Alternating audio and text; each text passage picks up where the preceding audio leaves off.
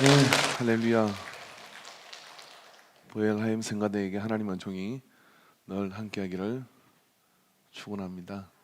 예, 요즘 코로나도 코로나지만은 또 대통령 선거가 멀지 않은 시점에 있어서 우리 모두는 유권자로서 어떤 지도자가 이 어려운 시국을 타개하고 또 만들어갈 그런 지도자인가, 그런 걸 제가 말씀을 드리면 제가 정치 개입이 되니까 말씀을 드릴 수는 없고, 하나님께서 그냥 당을 하나 만드셔서 그럼 예수 믿는 사람들 그냥 그 당만 딱 지지하면 좋은데, 하나님은 예배당만 만들어 갖고 이렇게 할 수가 없습니다.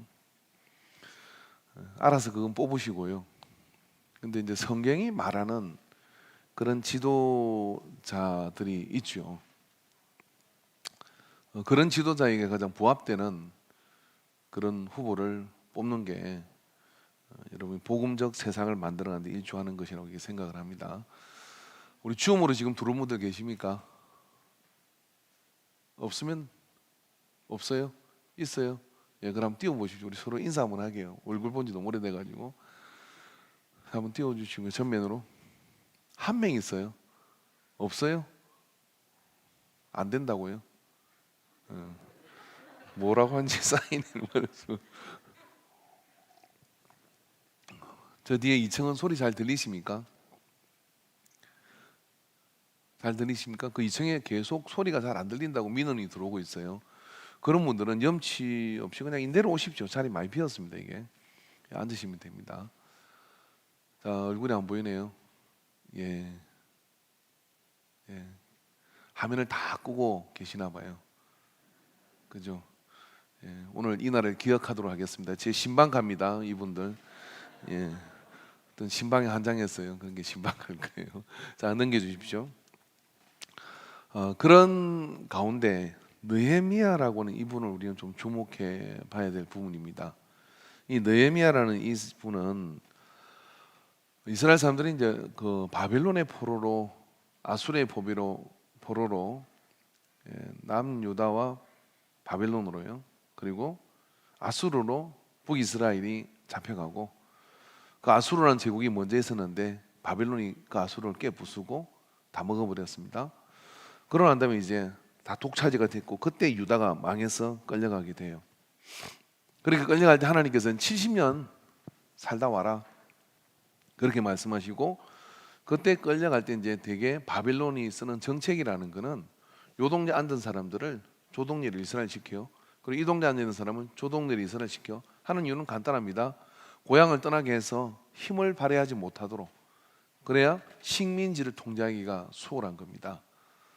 그래서 그 동네 이사 온 동네에 다른 이방인들이 와가지고 사마리아에 살았는데, 그 사마리아에 있던 유대인들이 이사 온 사람들하고 70년 동안에 결혼을 해버렸어요. 애를 낳았어요. 그게 사마리아 사람들이에요. 그러니까 나중에 포로 귀환을 해가 돌아와 보니까 정조도 지도도 없이 어떻게 이방인하고 결혼을 했냐? 아니 그 약해서 그런 걸 어떡하라고? 누가 친일 하고 싶어서 했어요? 힘이 없어, 나라가 힘이 없어 그래 된 걸 어떡하라고 이제 와서 따지면 어떡하겠습니까? 근데 그렇게 따지면서 막 뭐라 하니까 참 불쌍한 신세가 돼버린 거예요, 사마리아 사람들이. 그래서 사마리아의 개들, 그리고 개 취급을 했어요, 유대인들이. 나라가 힘들어서 그런 건데. 근데 예수님께서 오셔가지고 뭐라 했냐면 사마리아와 땅끝까지, 온 유대와 사마리아 말 안 하면 빼고 갈 것 같은 거야. 그래서 예수님께서 사마리아와 땅끝까지, 그리고 사마리아 여인, 선한 사마리아 사람, 막 예수님께서 그거 빼면 안 된다 이렇게 얘기해요. 그거 공평한 거죠. 그런 일이 벌어졌습니다. 그런데 데려가기를 누구를 데려가냐면 똑똑하고 전도가 아주 그냥 촉망되는, 장래가 촉망되는 맹문가의 자제들하고, 그리고 귀족들, 그런 사람들을 석 데려갔죠. 그렇죠. 놔두면 반란할 거 아니에요. 그러니까 그 사람들 옮겨가지고 다 데려갔어요. 그렇게 데려갈 때 딸려간 사람들이 있었는데, 느헤미야도 그때 딸려가고 다 이렇게 달려갔던 사람들이에요. 다니엘도 딸려가고, 에스더도 딸려가고 다 달려갔던 사람들인데, 그 딸려갔던 나라 바벨론이 망합니다. 망하고 난 뒤에 어떻게 하냐면 고레스 왕에 의해서 페르시아 제국이 등장을 하는 거예요. 이게 이제 결국 페르시아가 되는 건데, 역사상 가장 영토를 크게 가진 나라가 이 페르시아라 그래요. 수상궁에 세우고 그곳에서 이제 모든 걸 했는데, 이 페르시아는 포용 정책이었어요. 야, 각 나라로 돌아가라. 그 가서 나라 세워라. 우리가 다 보장해 줄게. 그렇게 했던 나라가 이 페르시아입니다. 그러니까 페르시아가 굉장히 큰 세력을 가지게 됐고, 이 개국의 왕 고레스가 뭐렇게 나는 하나님이 세운 왕이다 라고 이야기하며 가서 하나님의 성전을 재건해라 하고 1차 포로기한을 보내게 돼요. 그 1차 포로기한을 통해서 돌아가게 된 그들이 그 포로기한을 통해서 돌아가 가지고 이제 성전 재건을 이렇게 한 것이죠. 그 뒤에 다시 2차 포로기한을 학사 에스라에서 돌아가서 종교 계획을 단행해 서 갑니다. 학사 에스라가 가가지고 보니까 예루살렘 성이 다 무너진 거예요. 야, 이걸 어떻게 두고 있냐? 우리가 재건해야지. 그랬는데 그 성을 재건하는 일을 잘 못하게 됩니다. 1차 포로기한이 주전 536년에 있었고요. 2차 포로기한이 주전 458년에 있었고요. 3차 포로기한이 이제 이 느헤미야와 함께 갔던 사람들이 3차 포로기한이에요. 그 3차 포로기한이 주전 445년에 있어요. 그러니까 2차와 1차 사이에 갭이 13년이 있는 것이죠. 이게 학사 에스라가 가가지고 성전 예루살렘 성이 무너지고 막 성문 뜯어지고 뭐 그렇게 한 것에 대해서 손도 못 쓰고 있었어요. 왜냐하면 그 주변에 호족들이 방해를 하고 그런 것들을, 다시 말해서 예루살렘이 건축이 되고 재건돼 가지고 다시 그 나라가 부강하게 되면 솔로몬 시대에 그 주변의 모든 나라들이 조공을 바치는 시절이 있었거든요. 그래서 그것을 못하게 하려고, 와해시키려고 그걸 방해하는 것입니다. 그러다가 어느 날 이 느헤미야가 그냥 이렇게 있는 상황에서, 거기서 뭐 수상궁에 있긴 하지만 별로 관직이 없고 그렇게 있는 상태에서 오늘 본문의 말씀 전에 보면은 어떤 사람이 예루살렘 성벽이 무너져도 손을 못 쓰고 있고 성문은 떠들다가 불타고 없다. 어릴 때 자기가 봤던 그 예루살렘 성과 성문이 불탔다는 이야기를 듣는데 가슴이 막 메어지는 거예요.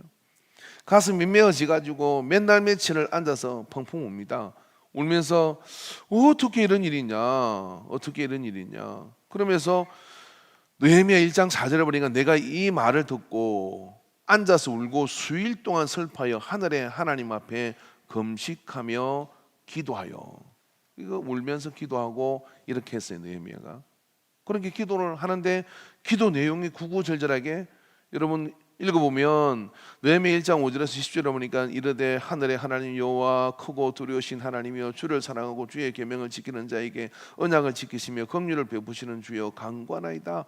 이제 종이 주의 종들이 이스라엘 자손을 위하여 주의라고 기도하오며 우리 이스라엘 자손이 주께서 범죄한 자들을 다 자복하오니 주는 귀를 기울이시며 눈을 여시사 종의 기도를 들어주옵소서. 나와 내 아버지의 집이 범죄하여 유다 지파거든요. 주를 향하여 크게 악을 행하여 주께서 주의 종 모세에게 명령하신 계명과 율례와 규례를 지키지 아니하였나이다. 옛적에 주께서 주의 종 모세에게 명령하여 이르시되 만일 너희가 범죄하면 내가 너희를 여러 나라 가운데 흩을 것이요 만일 내가 내게로 돌아와 내 계명을 지켜 행하면 너희 쫓긴 자가 하늘 끝에 있을지라도 내가 거기서부터 그들을 모아 내 이름을 두려고 택한 곳에 돌아오게 하리라 하신 말씀을 이제 청하건대 기억하옵소서 하고 말씀에 근거해서 기도를 올려드려요. 그랬더니 그러고 난 다음에 그에게 무슨 일이 일어나냐면, 그래서 큰 손과 팔로 그렇게 구해달라고 했는데 그 기도가 다 끝날 즈음에 그가 이 아낙사스다 왕의 술관원이 된 겁니다. 술관원이 되어버렸어요. 1장 11절에 보니까 주여 고하나니 귀를 기울이사 종의 기도와 주의 이름을 경외하기를 기뻐하는 종들의 기도를 들으시고 오늘 종이 행통하여 이 사람 앞에서 은혜를 입게 하옵소서 하나이다. 그때 내가 왕의 술관원이 되었느니라 그랬어요. 왕의 술관원이 돼가지고 이제 딱 돼가지고 여차히 해가지고, 그런데 어떻게 하느냐면은 예루살렘 성으로 돌아갑니다. 돌아가가지고요 세상에 13년 동안이나 지체했던 공사를 딱 52일 만에 공사를 끝내요. 52일 만에 무너진 성벽을 다 세우고, 그 돌로동 성벽을 축조라는 게 쉬운 게 아닙니다. 그리고 성문도 딱 삐까번장에 갖다 붙이고 그리고 공사를 끝내버립니다. 여러분 이게 그 당시의 실력으로 볼 때는요 불가항력적인 거거든. 그러다가 이들이 그 공사를 할 때 어떻게 했냐면 한 손에는 방패와 창을 들고 한 손에는 망치 들고 전쟁 준비를 하면서 공사를 같이 했어요. 왜냐하면 하도 주변에 방해가 많아가지고요 언제 쳐들어와서 또 해코지 줄 모르니까 그렇게 하고서 공사를 하는데 52일 만에 공사를 놀라지도 않네요. 우리 사택 건축 지금 며칠 하고 있는지 아세요? 1년 넘게 했습니다. 52일 만에 여러분 공사를 이 성을 건축을 해버렸어요. 모든 성벽이 다 무너졌는데 그 성을 건축을 했어요. 기가 막힌 일이 벌어진 거예요. 그때부터 그것만 건축한 게 아니라 느헤미야가요 돌아가가지고요 빈부의 격차를 조정하고요 그 다음에 무너진 자존심을 일으키고요 학사 에스라가 하지 못한 종교 개혁을 하도록 만듭니다. 그게 성경이 느헤미야서에 다 나와요. 그래가지고 그걸 국가의 채무를 딱 만드는 거예요. 여러분 이런 대통령 뽑아야 되겠어요 안 되겠어요? 아유 반응이 없네. 제가 국회로 가려고 했더니 그런 사람을 뽑아야죠. 우리 그렇게 기도해야 될 줄로 믿습니다. 할렐루야. 대통령 이야기하니까 깜짝 놀라시는 것 같은데 그 뭐 놀랄 게 뭐 있습니까? 그런 사람을 뽑아야 돼요. 여러분 우리가 기도할 때 좀 이렇게 하나님 느헤미야 같은 누구라고 지명하지 말고 제가 볼 때 지금은 없는 것 같아요. 느헤미야 같은 지도자를 보내주십시오. 느헤미야 같은 사람이 되게 해주세요. 뭐 그렇게 좀 우리가 기도하면서 나라의 미래를 좀 생각해야 될 때라 이렇게 생각을 합니다. 근데 그런 정말 꿈에도 그리는 사람이 이런 사람이 아닌가 이렇게 생각을 해요. 근데 이 느헤미야가 그럼 어떻게 해서 이렇게 빠른 시간 내에 50일, 13년 동안이나 지체된 이 문제를 공사했던 거로 끝난 게 아니고요. 민족의 자긍심과 자존심을 회복시켜 놨어요. 그런 다음에 그 뒤에부터 이제 역사가 달라지기 시작하는 일을 이루게 되거든요. 근데 이 느헤미야라는 사람은요, 제가 오늘 설교 제목으로 이야기한 것처럼 나대지 않는 사람이었어요. 별로 나댄 적이 없어요. 별로 나댄 적이 없을 뿐만 아니라 정말 자기를 비워서 솔선수범하는 사람이었고 또 그런 어떤 사람이었습니다. 근데 이 모든 일의 시작을 우리가 좀 주목해서 볼 필요가 있는데 그 주목해서 볼 필요는 이 본문에서 가장 중심이 되는 단어는 저는 아무에게도 말하지 않고라고는 이 부분이 와닿습니다. 왜냐하면 사실 느헤미야는 총독의 직분을 가지고 갑니다. 그래서 왕으로부터 수상공의 왕으로부터 페르시아의 왕으로부터 총독의 직분을 가지고 가죠. 그래서 얼마든지 큰 소리 치고 그렇게 할 수 있는데 그거는 이 모든 것의 시작이 이 비보 성벽이 무너지고 성문이 불탔다고 하는 그런 이야기가 전해질 때 이 사람이 할 수 있는 일은 아무것도 없었어요. 왜냐하면 관리도 아니고 그리고 또 왕도 아니고 권력자도 아니고 아무것도 아니죠. 그런데 그 소식을 들은 사람이 한두 사람이겠어요. 근데 그 소식을 들은 사람 가운데 이 느헤미야는 그걸 가슴에 품고 눈물이 나더라 이런 이야기예요. 눈물이 나고 내가 이걸 가지고 뭘 어떻게 할 수 있을까 하는 가지고 그 비보를 그냥 넘길 수가 없는 저 가슴 안에 애린 아픔, 그 애린 아픔을 나라와 예루살렘 성에 대한 애린 아픔을 가슴에 품으니까 그리고 그걸 가지고 하나님 앞에 근거를 가지고 기도할 때 하나님께서는 그가 왕의 술관원이 되게 해주셨어요. 그럼 왕의 술관원이 됐을 때 그럼 바로 가가지고 이제 내가 관원 됐으니까 왕이시여 내가 돌아가서 좀 무너진 우리 고향 예루살렘 성을 재건해야 되겠습니다. 그러면 왕이 그럼 그래 네가 옳은 생각을 했다 가라. 아니 술관원이 술 챙기라고 만든 관원인데 성 재건하러 가겠다고 말이 되겠어요? 근데 예레미야는 이 안에 가슴을 품고 술관원이 되어졌을 때 이렇게 생각했습니다. 내가 이 일을 관철시키기 위한 왕의 직언거리로 들어가는구나. 이것은 나라하여금 내 가슴에 애리게 만든 저 무너진 민족의 자존심과 예루살렘 성벽을 재건하라고 하나님이 나한테 기회를 주는 거다라고 생각을 한 겁니다. 여러분 우리가요 공부를 해서 좋은 직장을 얻을 수도 있고 공부를 안 해서 사장이 될 수도 있고 공부 안 했다 꼭 망하는 거 아니에요. 그러니까 자네들 공부 안 하겠다면 너는 사장 되라. 그리고 공부를 열심히 하면 너는 뭐 고액 연봉자가 되라. 그렇게 복을 내려주세요. 그런 다음에 뭐 하려고 그걸 되겠냐 하는 게 더 중요합니다. 그러니까 뭐가 되겠다고 생각을 하는데 되겠다고 하는 가슴 중심에 가지고 있는 되고자 하는 열망, 애린 것이 없는 상태에 뭐가 되겠다면 다 사기꾼 돼요. 왜 그러냐면은 하나님이 저한테 재능 주고 재주 주고 능력 줬는데 그것 가지고 지 혼자 땅땅거리고 잘 살다가 뭐 폼 잡다가 한 말 인생 마치고 말아요. 그런데 이런 사람이 있어요. 뭐가 되겠다고 생각을 하는데 그 전에 내 마음에 무엇을 보고 애린 마음이 생겼어. 그 애린 마음 때문에 나는 저것을 해야 되겠다라고 생각하고 나가는 사람이 있습니다. 그러면요, 그 사람은요, 그것 때문에 내 앞에 오는 기회를 붙들고서 그 한 가지만 생각을 합니다. 그 한 가지만 생각을 합니다. 그 한 가지만 생각해서 나는 식량 문제를 해결하겠다. 나는 이 공해 문제를 해결하겠다. 나는 이 모든 기후변화 문제를 해결하겠다.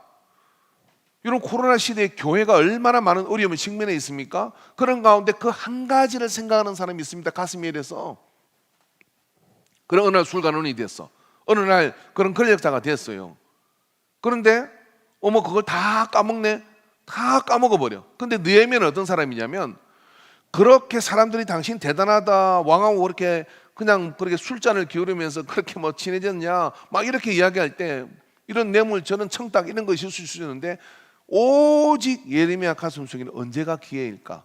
언제가 내가 저 왕한테 이야기를 해서 고레스 왕이 칙령을 내는 그 공문을 들이밀고 그런 다음에 그 성을 재건하기 위해서 끝까지 그렇게 해야 된다는 걸 어떻게 관철시킬까? 이 한 가지만 생각을 한 거죠. 여러분 우리에게 좋은 직장이 있고 좋은 일이 있을 때 여러분의 자녀에게 좋은 직장에 대한 그런 것을 위해서 공부를 시키고 뭘 하고 이렇게 하지 않습니까? 그렇게 할 때 그것보다 더 문제요. 내 가슴 속에 여러분의 자녀 가슴 속에 거룩한 애림을 가져야 됩니다. 이 거룩한 애림이라는 것은 비전이고 열망이고 이게 이 안에서 요동치고 있을 때요. 그 사람 속에 붙은 그 불꽃은요. 반드시 세상에 크게 기여하는 그런 역사로 발전하게 돼 있어요. 저는 우리 교회와 우리가 이런 자녀 세대를 길러내야 될 뿐만 아니라 지금 내가 하고 있는 일에 대해서 재검증해 봐야 돼요. 나는 왜 일을 하는가? 하나님 왜 내게 이런 기회를 줬는가? 하는 부분을 통해서 하나님의 애린 눈빛과 손이 어디를 향하고 있는지를 봐야 되거든요. 느헤미야는 이것이 마음의 열정이 되었습니다. 그러다가 이제 왕하고 친해졌어요. 어느 정도만큼 친해졌냐면 왕이 아침에 일어나서 술관원에 이 술관원이라고 하니까 여러분 술 판 것 같이 생각하지만요. 이 술관원은요. 그 당시 왕의 많은 아련을 받고 저녁마다 많은 그런 여러 지배국의 그런 분봉왕들이 와서 같이 식사를 하는 시간이 있는데 그게 자칫하다가는 독이 타거나 이러면 누가 죽을 수도 있고 하는 그런 위험한 일이 많이 일었었습니다. 그렇기 때문에 정말 신뢰하지 않은 사람에게는 이 술관원 자리를 맡기지 않는 거예요. 그런 신뢰하는 자리에 있을 뿐만 아니라 그런 상태에서 왕하고 여러 가지 많은 이야기들을 나누게 되는 거죠. 단순한 술관원이 아닌 거죠. 그러다가 시간이 지나서 이 왕이 뭡니까? 느헤미야라고 하는 술관원이 안색이 편한지 기쁜지 좋은지를 살피는 상황이 되었어요. 이게 참 강한 구조인 거예요. 여러분 이 당시 왕 앞에요. 페르시아의 왕인데 왕 앞에 신하가 인상을 불쾌하게 해가지고 막 이렇게 인상 쓰고 있습니다. 여러분 집에도 그렇잖아요. 아버지가 자녀들과 이렇게 뭐 가족이 말입니다. 아버지의 눈치를 살피고 어른의 눈치를 살펴야 되는데 뒷구석이 망하려고 하면요. 부모가 자신 눈치를 살핍니다. 문 팍 닫고 들어가요. 야, 문 열어봐. 밥 먹자는 게 밥 먹어. 그냥 문을 부숴버려야 돼요. 그거는 무슨 회설이라고 재워주고 밥 주고 뭐 그랬더니 지가 큰 소리 쳐요. 그럼 나 공부 안 할 거야. 뭐 그 절절 기죠 막. 그 집안 미래 없습니다, 여러분. 근데 느헤미야는 어찌 된 거냐면은 처음부터 그랬겠냐고요. 느헤미야가 얼마나 신망이 가고 말이 지혜롭고 왕에게 좋은 자로서 그 역할을 잘하니까 왕이 뭔 이야기를 할 때 이렇게 되는 겁니다. 저기 어떤 신하가 와서 뭔 이야기를 할 때 느헤미야의 눈치를 잘 보는 거예요. 느헤미야가 보니까 이렇게 편안한 눈치면 저거 괜찮을 것 같은데 이렇게 생각하고, 느헤미야가 인상이 조금 불편하면 이거 뭐 문제가 있는 거 아니야 이럴 정도로 살피는 상황이 됐다, 이런 이야기예요. 근데 어느 날 항상 느헤미야는 밝은 태도로 막 그렇게 하는데 속은 눈물이 나지만, 근데 어느 날 칼을 뽑았어. 느헤미야가 칼을 뽑아가지고 왕 앞에 침울한 표정으로 이제 나간 거예요. 아니 세상에 느헤미야가 그런 사람이 아닌데, 왕이 이제 궁금증이 난 거예요. 왜 그러지? 저도 주일날 여러분이 인상을 좀 쓰고 있으면 저도 걱정을 합니다. 왜 그러지? 이제 걱정을 하는 거예요. 근데 그러면 교회가 망해요. 그냥 예배가 여러분 안에서 은혜롭게 되기 위해서는 사역자도 인상이 좀 밝아야 돼요. 할렐루야. 자, 그런데 그렇게 하면서 물어본 거예요. 아, 너 왜 그렇게 인상이 그렇게 슬프냐? 왜 그러냐? 그러니까 제가 마음이 편하지가 않습니다. 뭐 이 왕 술가는 되기 전에 있었던 일이에요. 근데 그 이제 와 얘기를 하는 거예요. 마음 편하지가 않습니다. 왜 편하지 않냐? 그러니까 예루살렘 성이 제 고향인데 그 성이 다 무너지고, 뭐 성문은 그 화려던 성문이 불타고 없어지고 엉망이 돼버렸습니다. 그거는 왕한테 얘기하는 거예요. 야, 그런 일로 지금 이 제국의 왕이잖아요. 야, 그런 일로 네가 슬퍼하면 안 되지. 빨리 가서 해결해. 그랬더니 느헤미야가 어떡합니까? 딱 프로젝트를 짜가지고요, 공문을 주시면 재료는 저기 있고 누구를 동원하고 누구한테 연락을 하고 이게 여러분 지금 우발적으로 나온 사건이에요. 아니에요. 딱 기획한 거예요. 그래서 이게 여러분 무턱대고 그냥 흥분해가지고 왕한테 가져가서 나 보내주세요, 빨리 가서 내가 뭐 할래요, 땡깡 안 부렸어요. 마음의 그 열정을 가지고 내한테 이렇게 기회가 왔구나 하고 그 기회를 가지고 품고 기도하고 하나님 언제 기회를 주실까? 그날이었어. 별 큰 문제가 없는데 왕이 기분이 되게 좋아. 그러니까 내 인상을 살필 때가 딱 됐어. 그래가지고 그때 딱 얘기한 거죠. 아내들이 들으면 남편에게 많은 걸 얻어낼 수가 있습니다. 집에서 직장 상사한테 두드려 맞고 퇴근하고 왔더니 집에서 또 부인이 막 걸고요. 집 나가고 싶어 그날은. 그러니까 월급 잘 받아온 날 뭐 이렇게 해서 이제 원하는 거 있으면 그 얘기하면 목걸이도 나오고 다 나오거든요. 뭐 지혜가 있어야 되는데 누울 자리 보고 발을 뻗으라고. 직장에 잘리고 왔는데 또 한 소리 해요. 그럼 어디 가서 뭐 그런 거잖아요. 근데 그렇게 이제 잘해야 돼. 할렐루야. 그렇게 하는 거예요. 그랬더니 왕이 그래 너 빨리 그대로 해가지고 어떻게 했냐면 딱딱 해서 총리 해가지고 딱 던져준 거예요. 그러니까 그거 딱 덜머지고 속히 갔다 오겠습니다 하고 가가지고 50일 만에 공세를 딱 끝내버렸어요. 느헤미야는 그렇게 받아치고 난 다음에 어떡합니까? 또 느헤미야는 어떡합니까? 가가지고 예루살렘 성을 내가 왔다 들어라 이렇게 했습니까?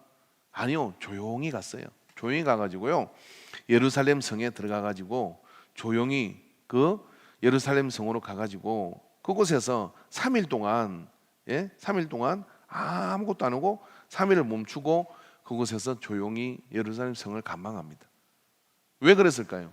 하나님 여기서도 어떻게 일을 만들어 가실까 그렇게 감망하죠. 그 다음 3일째 되는 날 수행한 몇 사람과 함께 예루살렘 성벽을 다 이야기는 들었지만 왜 낮에 안 갔을까요? 왜 낮에 안 갔느냐면 자기가 드러나서 거들먹거리는 그런 모습을 보이고 싶지 않다는 거예요. 그리고 밤에 조용히 돌아와서 다른 짐승이 없었다는 이야기는 그 장면을 보는 사람이 없었다 이런 이야기예요. 그래서 성을 다 돌아보고 난 다음에 그리고 그것을 가지고서 방백들을 다 모았습니다. 모으고 난 다음에 자기에게 있었던 일을 이야기하는 거예요. 하나님이 나한테 이런 지혜를 주셨고 그리고 또 이런 왕의 명령을 내가 가져왔다. 어떡합니까? 그러면 못한다는 핑계를 댈 수가 없는 거죠. 그런 가운데 단 한 번의 이야기로 이와 같은 큰 공사의 동력을 일으키게 됐어요. 그래서 자기 내면에 일어난 불꽃을 가지고 왕의 술관원이 되고 그런 다음에 그걸 가지고 기도의 자리로 나가고 그리고 그것을 기도의 자리로 나가서도 그걸 통해서 자기가 어떤 그런 역사를 이루는 그런 전면에 드러난 사람이 아니라 그 일을 실제적으로 이루어가기 위한 그런 불쏘시기로서 자기의 헌신을 다하는 느헤미야. 이런 대통령이 이 코로나 시대와 이 어렵고 힘든 시대 속에서 지도자가 돼야 된다고 생각을 해요. 자, 여러분, 저는 사람들은 힘들면 이런 기대를 가집니다. 어떤 기대를 가지냐면 히어로가 나타나기를 원해요. 나는 아무것도 할 수가 없어. 뭔가 문제가 있다는 건 생각을 하고, 그리고 그 문제에 대해서 뭔가 나는 할 수 있는 일이 없는 거예요.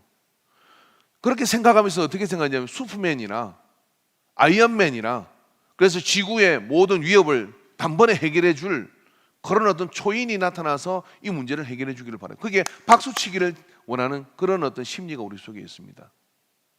그러나 여러분, 역사를 가만히 되짚어 보면 그런 열정적이고 세상을 온통 뒤엎어 놓을 것 같은 그런 뜨거운 열정과 뜨거운 그런 동기를 가지고서 일어났던 사람들은, 불같은 열정은 동기부여는 해줄 수 있지만은 그러고 사라지는 경우가 너무나 많았어요. 그러나 조용하지만 지치질 모르고 드러나지 않지만 계속해서 가는 그 마음의 불꽃을 따라 가는 사람들이, 이 느헤미야 같은 사람들이, 오늘 느헤미야가 하나님 앞에 기도할 때도, 오늘 느헤미야가 나가면서도 이런 이야기를 하지 않습니다. 나 느헤미야가 왔다. 그 주변에 있는 사람들 이렇게 얘기합니다. 저기 허황케 하는 사람이 왔다. 그러고 굉장히 불편해하고 두려워했습니다. 그럼에도 불구하고 느헤미야가 왔다, 자기가 느헤미야가 왔다라고 얘기하면 너희들은 이제 죽었다, 그렇게 경고하지 않았어요. 우리가 복수를 쓰고 있는 거죠. 복수를. 나와 함께한 사람들이라고 이야기하며 자기 존재를 그렇게 드러내요. 저는 이게 뭐 할 때 이런 거 굉장히 싫어요. 나 누구는 절대로 그런 일을 하지 않고, 나 누구는 뭐 반드시 책임을 질 것이고, 내가 그러고 책임지는 게 본 적 없어요. 그게 아니라 그렇게 드러나서 전면에 자기 이름을 텅텅거리며 이야기하는 사람 치고 얼마나 많은 폐악질을 했는지 몰라요. 역사 속에 다 그렇습니다. 저기 북쪽에 있는 사람 봐요. 그 아름다운 바에다가 김일성이라고 써가지고 낙서지라고 그거 지우려면 얼마나 힘들게 통일되고 난 뒤에 빨간 걸로 그다 써놓고 뭐 이런 짓을 하고 말입니다. 예? 세상에 대해서 예수 믿는 사람 이런 단계 가면 안 돼요. 뭐로 가야 되느냐면 미랄이 되어 땅에 떨어 썩고 죽어야 많은 열매를 맺느니라. 느헤미야는 자기 이름이 드러나는 것을 그렇게 원치 않았어요. 그러니까 어떻게 합니까? 조용히 움직인 것이죠. 그렇지만 누구보다도 13년 동안이나 학사 에스라가 못했던 일을 그는 52일 만에 다 해내는 태고를 거둬들이고도 내가 누구라고 그렇게 이야기하지 않아요. 이게 느헤미야가 가지고 있는 열정입니다. 그래서 여러분, 조용하고 멈추지 않고 지속적으로 가는 열정이 사실은 세상의 많은 일들을 그렇게 이루고 그 역사들을 만들어내는 그런 역할을 해냈던 것이죠. 우리는 그 6.25 때 메가더 장군을 잊어서는 안 됩니다. 왜냐하면 인천 상륙작전이라는 작전은, 저는 해군 출신이기 때문에 그런 부분을 많이 아는데, 전 해군의 해전사 속에, 전 세계 해군의 해전사 속에 그 작전은 절대로 어느 누구도 미치지 않고는 할 수 없는 작전이 그 작전이에요. 왜냐하면 인천항이라는 데가요, 물이 들어올 때는 그 뱃길이 열리지만 물이 빠지면요, 그 한 10km 이상이 뻘로 바뀌는 데예요. 그러면 군함을 몰고 거기에 들어간다? 물때에 맞춰서 상륙전을 펼치지 못하면, 갯벌에서 걸어보셨어요? 몇 걸음도 가지도 못해요. 배는 다 주저앉아요. 그러면 해안포에서요, 그냥 식은 죽 먹기로 파괴를 할 수 있습니다. 배에서 군인들도 못 내려요. 뻘 가운데 갈 수가 없어요. 그 무모한 작전이 어떻게 이길 수가 있습니까? 먹힐 수가 있습니까? 그런 작전을 한 사람은요, 미친 사람이에요. 근데 미친 작전을 한 사람이 이 메가더 장군이에요. 그게 성공을 했다는 거예요. 그래서 이게 어떻게 성공할 수 있느냐? 할 수가 없습니다. 몇 군데 길목만 지키면 절대로 인천 상륙작전은 성공할 수 없거든요. 근데 여러분, 그 시간에 무슨 일이 일어나느냐면은, 가슴이 메어지고 부산까지 피난을 가서 어떻게 할 길을 찾지 못하는 그리스도인들이 부산 구두공동장에 모이기 시작했어요. 비는 장대같이 오고. 그런데 아무도 그 자리를 일어나지 않아요. 피난 왔으니까 먹을 게 뭐 있고 뭐가 있습니까? 많은 사람들은 여기저기 미군 부대에서 나오는 깡통 얻으러 쫓아다니는데, 그게 깡통 얻어먹어가 될 일이 아니잖아요. 그런 가운데 저희 아버지도 발에 총 맞고 부산에 갔는데, 부산 구도운동장에 사람들이, 그리스도인들이 자꾸 모인다 그래서 당신도 가보셨대. 가보니까 비는 억수같이 오는데 거기서 그 칠퍼간 운동장에, 잔디구장도 아닙니다, 그곳에 엎드려서 다들 기도하더라는 거예요. 기도하는 며칠째 됐을 때 무슨 일이 벌어졌냐면은 인천 상륙작전이 성공했다는 라디오 방송이 나오는 거예요. 그리고 전세가 뒤집어져서 이제 희망의 불꽃이 피어서 이제 낙동강 전선을 밀고 올라간다고 하는 그런 소식이 막 두르기 시작하는 겁니다. 얼마나 이 그리스도인들이 감격했어요. 한번 물어봅시다, 여러분. 인천 상륙작전이 성공한 게 메가드의 공로입니까? 메가드는 그리스도인들 기도해 주십시오. 여러분, 이 작전은 극비리에 진행된 겁니다. 그래서 여러분, 위장 전술로요, 동해 쪽으로 군인들을 보내기도 했어요. 그쪽에 오는 거로 착각시키려고. 그런 극비가 어떻게 노출될 수 있겠어요? 그런데 무슨 마음으로 그들은 구도공장에 모여가지고 그렇게 기도했냐? 하나님께서 하시는 일이죠. 저는 구도공장에 모인 사람들이 느헤미야라고 생각합니다. 가슴에 불꽃이 일어났고 그것 때문에 울 수밖에 없고, 그래서 방법을 찾을 수 없는 사람들이 구도공장에 모여가지고, 이거 역사입니다, 여러분. 구도공장에 모여가지고 이런 역사를 기록해야 되는데 그런 거 다 빼먹어버리고요. 구도공장에 모인 사람들이 그곳에서요, 눈물로 기도했다는 게, 제 아버지가 봤다는 거예요. 그것을 같이 기도했대요. 그리고 눈물로 기도하는 가운데 그 며칠 사이에 이런 작전이 성공된 거예요. 그 물때를 맞추시고 저들을 위장에 쏟게 만들고, 하나님께서 기도하는 느헤미야와 같은 이 이름 없는 사람들이 그곳에서 기도할 때 나라의 운명을 구했던 겁니다. 이게 그리스도인들이에요, 여러분. 여러분, 오늘 우리가 코로나 여러 가지 어려움이 있지만은 저는 느헤미야의 같은 대통령이 되어야 된다고 생각하지만 대통령이 나라를 구한 적이 없어요. 이 나라는 여러분, 느헤미야 같은 심정을 가진 이 불꽃과 그 기도와 그 열정을 가지고 내게 애리고 아픈 상황들, 사람들이 질병으로 죽어가고 또 중소상공인들이 벼랑 끝으로 몰리고 있는 이런 모든 상황 속에서 그걸 내 아픔을 가지고 기도하는 사람들이 바로 그런 일들을 통하여 조용하지만은 내가 할 일을 해나가고 그렇게 나가는 그런 사람들이 세상을 바치고 있는 겁니다. 그런 사람들이 세상을 바치는 거예요. 이게 여러분, 느헤미야 같은 지도력인 겁니다. 느헤미야는 그렇게 함으로 인해 가지고 자기에게 주어진 그 최소한의 권한을 가지고서요, 모두의 마음을 움직였어요.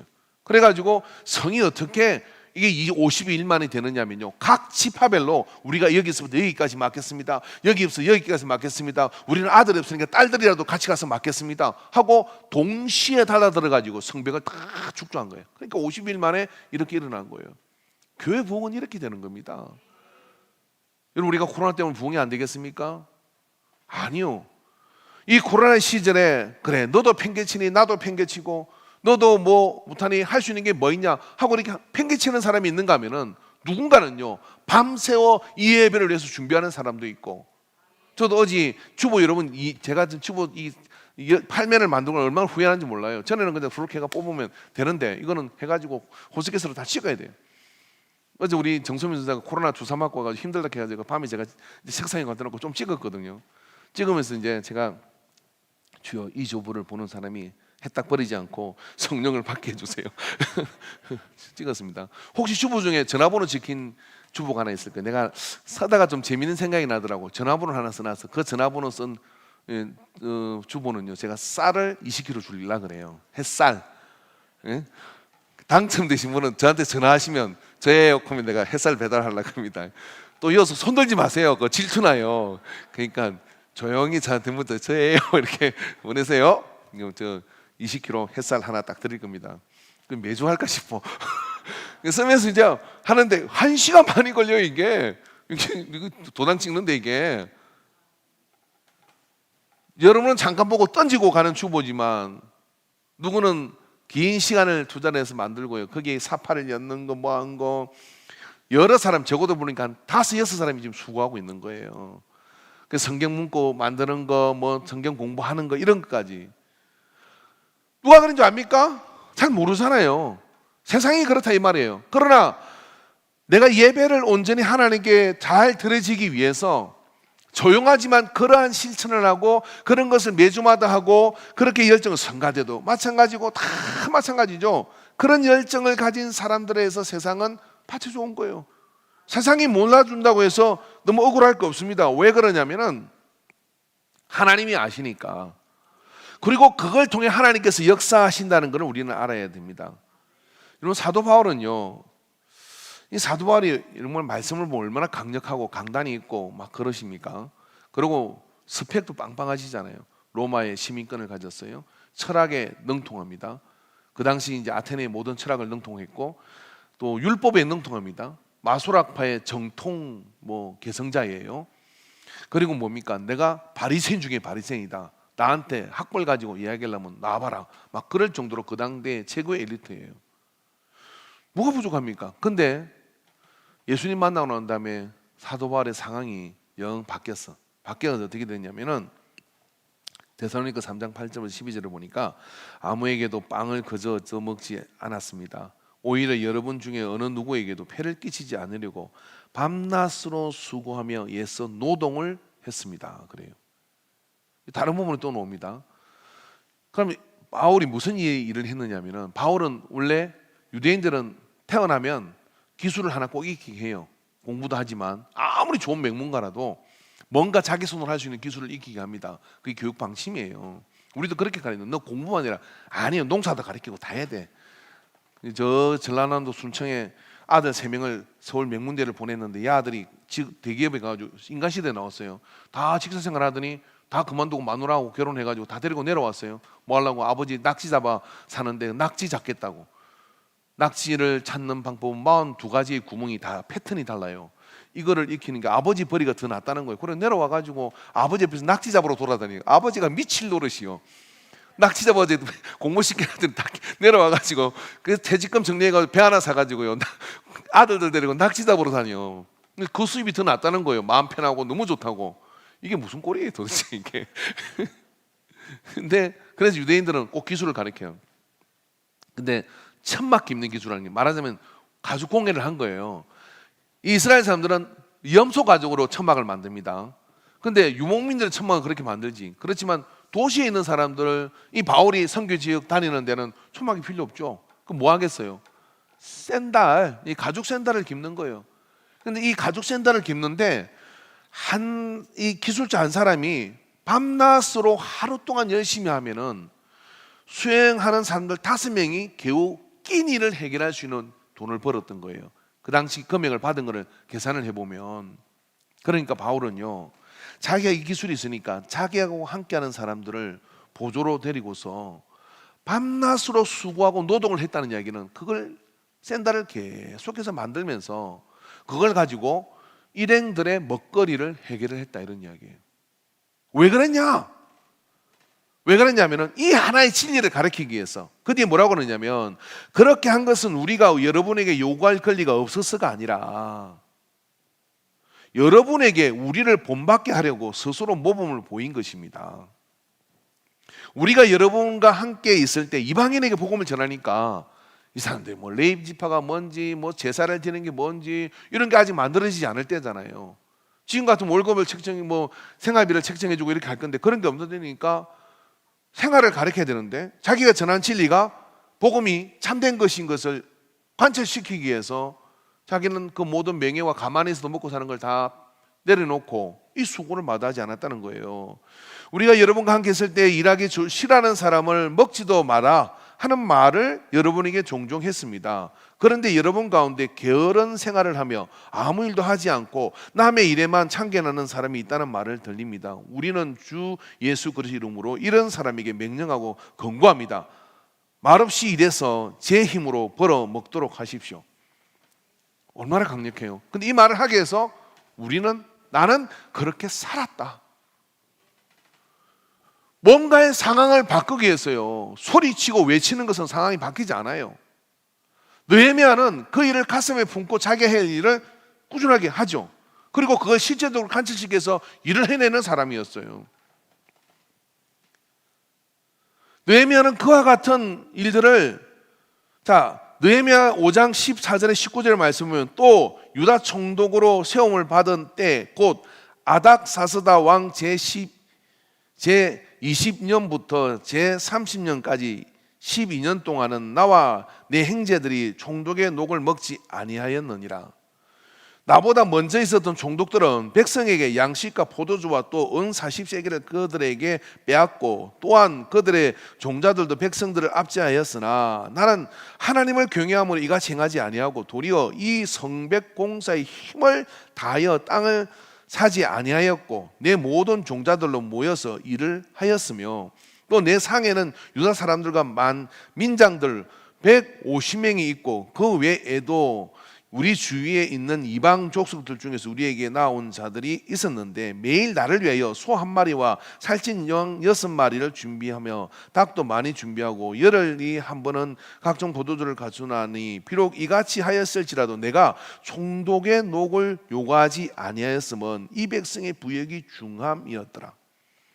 이게 내가 누릴 수 있는, 앞서 있는 총독은 누릴 수 있는 권리를 누렸다. 그리고 그걸 한 빚은 챙겨가지고 땡겼다. 그런데 나는 그렇게 하지 않았다. 왜냐하면 이 성벽을 이루는 이 한 가지를 위해서 내가 이 정도는 희생해야지 라고 그렇게 이야기하고 그렇게 갔다, 이런 이야기예요. 이런 대통령 뽑아야 될까요? 안 뽑아야 될까요? 대통령이 이렇게 되면 좋을 것 같아요. 나는 대통령 되면 내 얼굴 반 자르랍니다. 뭐 그러면 좋겠어요. 지금 느헤미야는 이렇게 얘기해요. 그럼 일하는 느헤미야죠. 이게 내가 뭔가 꿈꾸는 게 있고 그런 게 있으면 내 이름을 떨치고 이런 것이 아니라 그렇게 해서 그 외침, 그래서 조용히 말해도 느헤미야의 말은 전체 사람들을 움직이는 그런 역사를 이루게 되었습니다. 여러분, 우리는 이 코로나 시대에 철인을 요구하지만 철인은 없습니다. 히어로는 나타나지 않습니다. 우리가 우리에게 주어진 예배의 자리를 지키고, 그리고 내가 지금 하고 있는 일을 성심을 다해서 하고, 그리고 내게 주어진 것을 가지고 내가 아픈 가슴을 보고 기도하다 보면 하나님께서 거기에 내가 한 걸음 내딛을 수 있는 뭔가를 주셔요. 그러면 두려움 없이 그곳으로 걸음을 내딛고 나아가는 거죠. 다 도둑질하고 다 훔치고 다 지 마음대로 살지만은 나만은 그렇게 하고 나가겠다는 마음을 가지고 나갈 때 그 속에서요, 하나님은 이런 사람을 통해 세상을 이루어 가시는 거죠. 여러분, 포도 한 송이를 먹을 때마다 저는 우리 돌아가신 소천한 우리 외숙모님을 생각하지 않을 수가 없어요. 충북 영동 주곡리에 사는 우리 외숙모님이 그 이제 여름이 이제 가을이 접어들 쯤 되면 이제 벌초라 가면 포도를 이렇게 싸주셔. 포도 농사 지은 거를. 그 싸주고 제가 이렇게 하나 먹으려고 해도 좀 농사 지은 거는 무난하잖아요. 그래서 조금 먹으라 그래요. 먹으라 그러는데 먹지 말라는 소리가 이렇게 말씀합니다. 이 포도 하나를 따기 위해서는 당신이 포도나무를 90번을 뱅뱅 돈대요. 봄 되면 가지 쳐주고, 그 다음에 여름이면 껍질 벗겨주고, 뭐 또 약을 쳐주고, 자기가 세어보니까 90번을 포도나무 주위를 돌대요. 그 넓은 포도밭에 나무 하나하나가 다 자기가 90번을 돌았던 거라는 거예요. 우리는 시원하고 맛있구나, 좀 덜 달구나, 포도가 무르구나 하고 그렇게 먹지만, 농사를 짓는 그분은 그게 그 포도를 키워내기 위해서 온갖 열정을 다 쏟아부은 거죠. 근데 그건 한 해 하고 끝나는 겁니까? 한 해, 두 해, 세 해, 매해 그렇게 하는 가운데 그 포도 농사를 지은 겁니다. 하물며 농사도 그렇잖아요. 우리가 밭농사도 그렇고 다 마찬가지 아닙니까? 근데 그걸 누가 알아주나요? 먹는 사람이? 몰라주죠. 그렇지만 그러한 사람들에 의해서, 각 분야에 그러한 사람들에 의해서 되어진 세상이 오늘의 대한민국이고 오늘의 우리 교회인 거예요. 그러면 여러분, 우리가 여기서 느헤미야를 찾으려고 하지 말고 내가 바로 이 조용한 열정을 가진 느헤미야가 되어서 이 세상을 조금 더 나아지게 만드는 그런 자리에 서는 저와 여러분이 되기를 주의 이름으로 축원합니다. 할렐루야. 자, 우리가 10월 달이면 이제 특별 새벽기도, 아까 제가 광고 빼먹었는데 첫 주에 특별 새벽기도 할 거거든요. 근데 이번 주에는 여러분 좀 잘 먹고 잘 쉬시면서 체력을 보강해 갖고 특별 새벽기도 할 때 눈물만 흘릴 게 아니라 나와서 하나님 어찌 해야 됩니까? 언약을 이루어 주십시오. 이 코로나 때 이 세상과 또 어려움에 몰려있는 분들과, 우리 교회 안에도 말을 못해서 그렇지요, 진짜 어려운 분들이 많이 있어요. 지금 그런 궁지에 몰려있는 이런 분들이 그 모든 길을 열어나갈 수 있는 그런 느헤미야가 되게 해주십시오 하고 간구하는 이 특별 새벽기도가 되기를 축원합니다. 기도하겠습니다.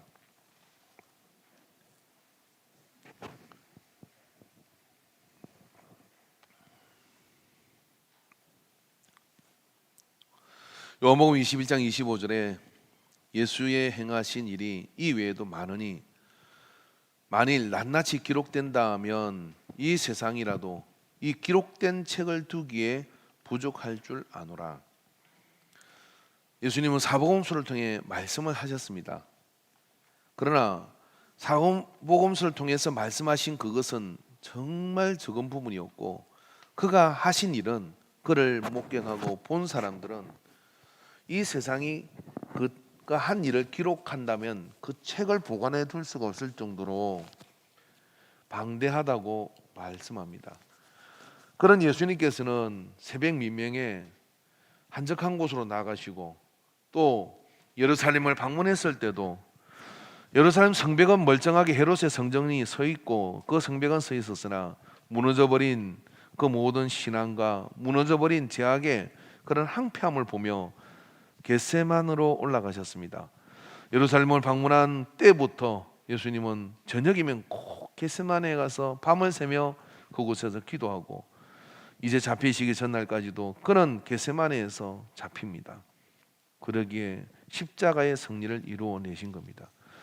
그는 항변하지 않았고, 그는 웅변하지 않았고, 도살할 양같이는 끌려가는 시간이었으나 그의 열정은 오늘 우리의 가슴에 있어서 또 다른 느헤미야와 또 다른 예수로 이 세상을 이끌어가기를 원합니다. 이 일에 자원하고 나가는 우리가 되기를 바랍니다. 잠깐만 1분만 기도하겠습니다. 같이 기도합니다. 주님,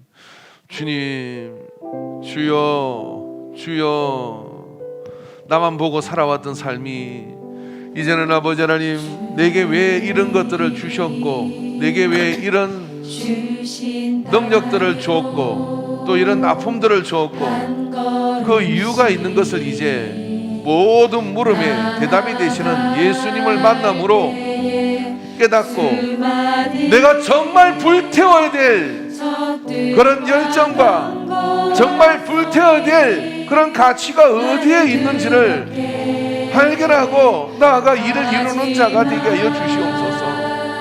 아버지의 뜻을 이루는 자가 되게 하여 주시옵소서. 이렇게 저렇게 떠밀려 사는 인생이 아니라 하나님이 내게 주신 영혼을 구원하고 하나님이 내게 주신 소망을 가지고 이 땅을 그리스도의 영광 가운데 나가게 하는 일에 쓰임받는 삶이 되게 하여 주시옵소서. 주여, 눈을 열어 보게 하여 주시옵시고, 귀를 열고 듣게 하여 주시옵시고, 주님의 음성을 들고 견눈질하지 아니하고 내게 주신 소명을 붙들고 내게 주신 사명을 붙들고 내가 할 일을 해나가는 믿음의 자리에 서게 하여 주시옵소서.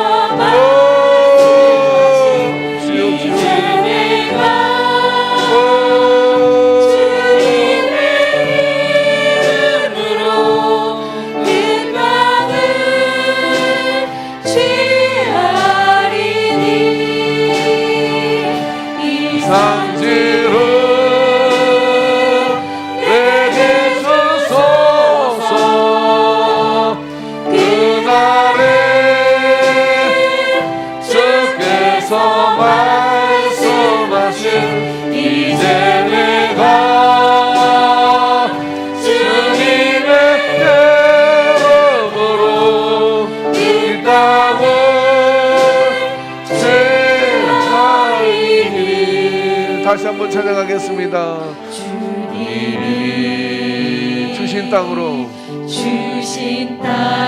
내 사명을 찾아야 됩니다. 내 모든 것이 있기 전에 주님께서 내게 주신 꿈을 찾아야 됩니다. 내 마음을 뜨겁게 했던 불꽃을 찾아야 합니다. 견고한 성이 나를 두렵게 하지만 주님은 신뢰함으로 주님은 의지함으로 주님이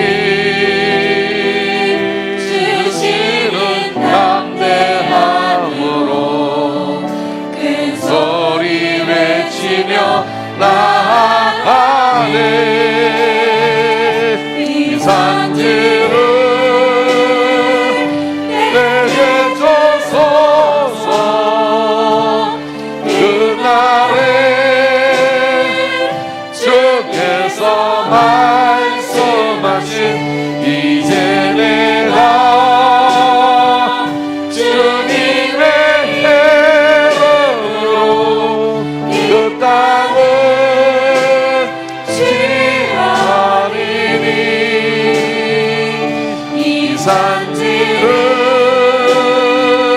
내게 주소서. 그날에 주께서 말씀하신 이제 내가 주님의 이름으로 그 땅을 취하리니. 갈렙은 여호수아에 비하면 잊혀진 사람이었습니다. 무려 40년 동안이나 잊혀졌습니다. 그러나 갈렙은 85세에 갑자기 역사의 전면에 등장합니다. 나는 저 산지를 잊지 않았습니다. 모든 유대인들이 저 산지는 아낙 자손이 있고 거인이 있기 때문에 근접하려고 하지 않았습니다. 저 땅만은 피하자. 바로 그때 갈렙은 그 땅은 내게 주신 겁니다. 내가 나가겠습니다. 나를 보내주십시오라고 갑자기 등장을 합니다. 여호수아와 갈렙은 동지였고 함께했던 사람이었습니다. 여호수아는 사사로서 그 역할을 전면에 나서 했다면 그 뒤에 말없이 버티고 서 있었던 갈렙은 언제나 여호수아가 그런 사역을 할 수 있도록 지지하는 묻힌 사람이었습니다. 그가 이 산지를 내게 달라고 할 때 그에게는 어떤 것도 가로막을 수 없는 조용한 열정이 자리 잡고 있었죠. 여러분, 우리에게 주어진 이름이 없고 잊혀진 존재 같으나 하나님은 기억하십니다. 예배의 자리를 지켜냅시다. 그리고 내가 해야 될 역할들을 해나며 내 눈에 있는 것들을 그 열정으로 태워서 나갈 때 무너진 성벽이 재건되는 것처럼 한국교회 그리고 우리 교회의 모든 울타리들도 단단하게 서게 되는 역사를 이루게 될 줄로 믿습니다. 한 번 더 찬양을 합시다.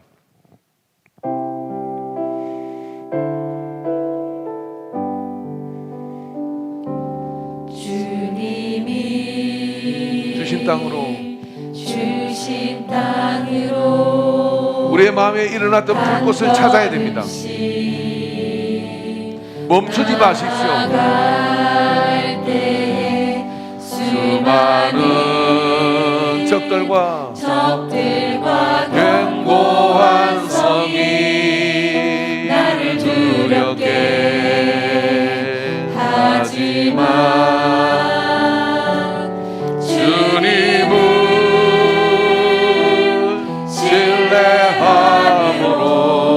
신뢰함으로 주님을 의지함으로 주님이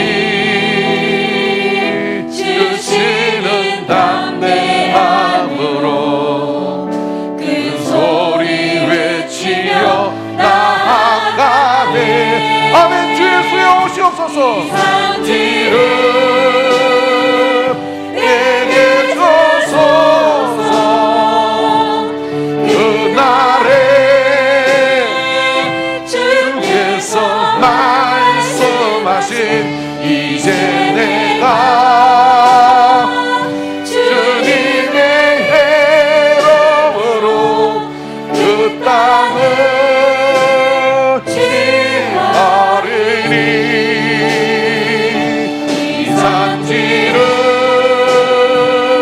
내게 주소서. 그날에 주께서 말씀하신 이제 내가 주님의 이름으로 그 땅을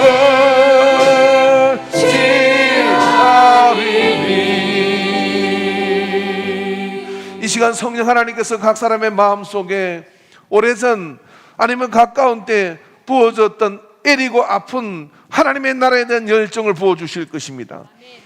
그 불꽃을 여러분 기도의 자리로 가져가십시오. 느헤미야에게 길을 연 것처럼 우리가 할 수 있는 일이 있을 것입니다. 그리고 할 수 있는 일을 해나갈 때 여러분 하나님의 나라는 왕성하며 이 땅에 더 많은 영혼들을 구원하며 절망하는 영혼들에게 예수 그리스도가 소망인 것을 선포하는 그런 교회되며 그런 복음이 될 것을 믿습니다. 모든 영광을 받으신 하나님께 감사와 영광을 올려드립니다. 예수님의 이름으로 기도합니다. 아멘.